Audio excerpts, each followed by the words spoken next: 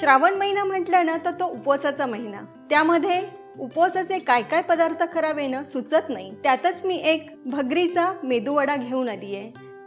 मी gas सुरू करते. ही 1 वाटी भगर मी स्वच्छ धुवून जवळपास 15 मिनिटं ती मी भिजत ठेवली होती. आता पाणी उकळलं की मग भगरीचा आपण भात करून घेऊया. इथे पाण्याला उकळी आली आहे. आता आपण थोडंसं मीठ टाकून घेऊया. भगरीच्या मापात जरा चवीप्रमाणे मीठ आणि अर्धा टेबलस्पून साखर. आता आपण भगर टाकून घेऊया.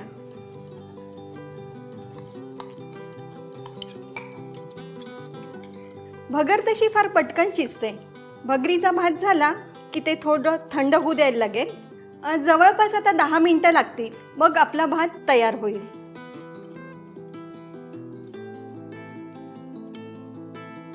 आपला भगरीचा भात तयार झालाय. त्याला जरा बोलमध्ये काढून घेऊया. आपला भात तयार आहे.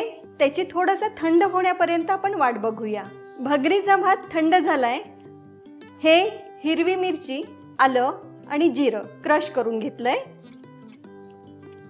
त्यानंतर दही साधारण 3 टेबलस्पून, उकडलेला बटाटा 2 बटाटे आहेत. हे दाण्याचं कूट 2 टेबलस्पून. त्यानंतर कोथिंबीर.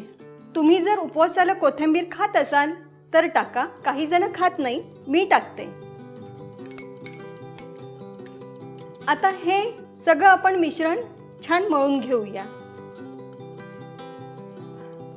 यामध्ये पाणी घालायचं नाहीये. दह्याचं पाणी आहे बरंच.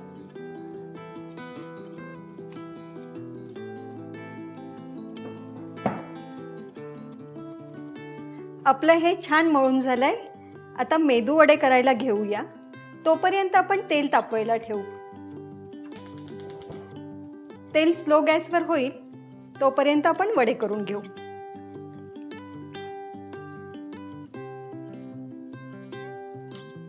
त्याला ना तडा पडायला नको. हे पीठ छान मळलेलं असेल ना तर त्याला तडे पडत नाही. मेदूवडा खूप छान होतो. हे बघा असा.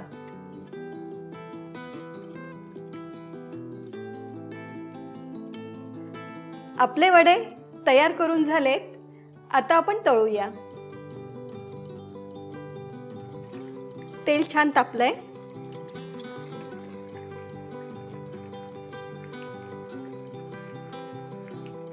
छान ब्राऊन झालेत. आता आपण काढूया ते. आता राहिलेले हे वडे ना आपण सगळे तळून घेऊया.